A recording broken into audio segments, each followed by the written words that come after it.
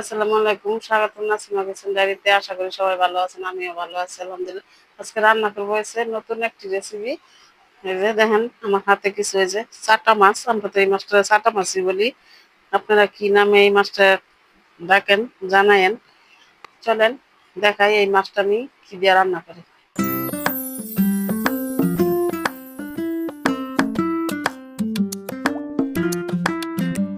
মাছটা আমি সুন্দর করে ধুয়ে নিচ্ছি, ধুয়ে মাছটা নিয়ে নিচ্ছি আর মাছটির ভিতরে দিয়ে দিব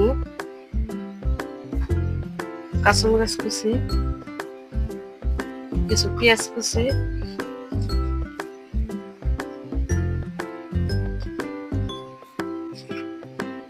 দিয়ে দিব এই যে একটা টমেটো আমি চিকন করে কাটতে নিচ্ছি,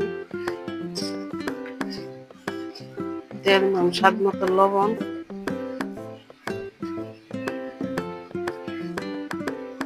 দিয়ে দিব হলুদ, দিয়ে দিব ধনিয়ার গুঁড়ো, দিয়ে দিব আমি লাল মরিচের গুঁড়া, দিয়ে দিব তেল,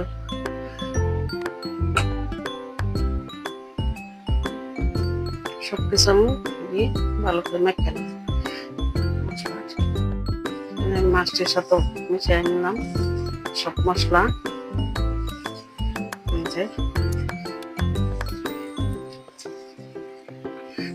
কড়াই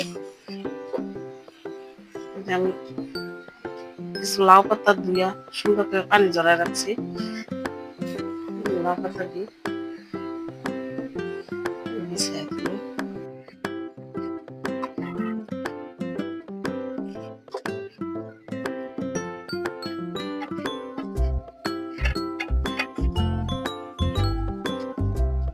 লাউ পাতা দিয়ে আমার বিছানো শেষ।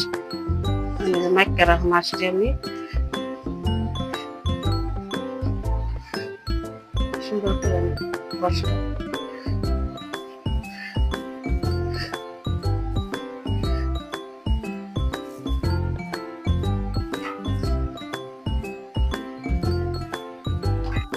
এই যে পাতিলটা ধোয়া অল্প একটু পানি উপরে দিয়ে আমি আর পাতা দিয়ে রেখে দিই।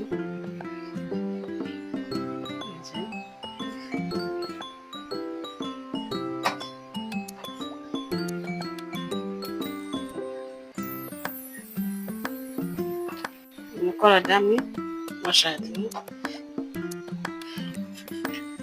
অল্প আছে আস্তে আস্তে আনবো।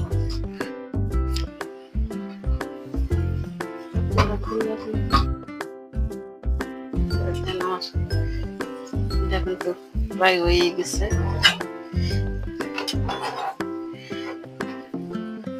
আপনাদের দেখা একটু পাতাটা সরায় কত সুন্দর হয়েছে। টমেটো মাছ সব সুন্দর করে হয়ে গেছে।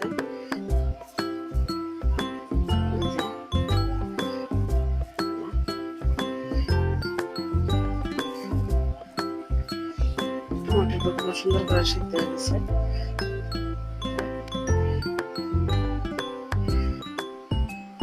ভিতরে আর একটু পানি আছে। আমার তরকারিটা কিন্তু একদম হয়ে গেছে, আমি নামাই নিই। এই যে রেডি হয়ে গেছে আমার চাটা মাছ দিয়ে লাউ পাতার চচ্চড়ি। এই তরকারিটা খাইতে কিন্তু খুবই মজা। আপনারা একবার আমার মতো রান্না করে খাই দেখবেন। আর কারা কারা এভাবে লাউ পাতা দিয়ে চাটা মাছ দিয়ে চচ্চড়ি খান আমার কমেন্টে জানাবেন। আমার ভিডিওটি ভালো লাগলে লাইক করবেন, কমেন্ট করবেন, শেয়ার করবেন, এভাবে পাশে থাকবেন। ধন্যবাদ।